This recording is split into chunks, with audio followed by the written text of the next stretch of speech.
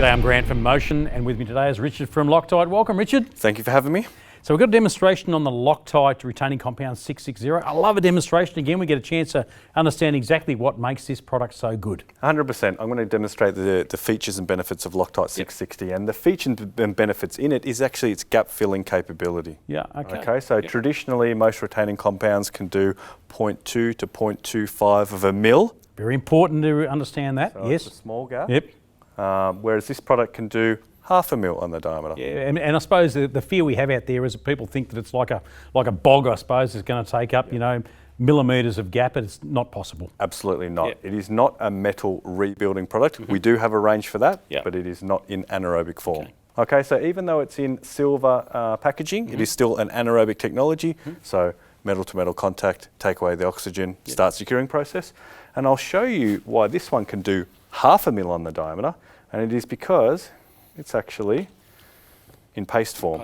Okay, I've got Loctite 620 here, or 620, and this one can do 0.25 of a mil, or 0.2. So we'll have a look at that, and you can see that the viscosity is different. All right, so it's going to be, what will happen is if you've got a small clearance, you will tend to push this product off, so we need to lower it. So typically, where are we going to see the 660? 660, you're going to see it perform really well. Keyways, splines, high torque areas where there's a large gap. That's where you're going to see it used most. So for emergency breakdown in your toolkit, it's something that you really want to have on board. In conjunction with a primer, have it there ready to go.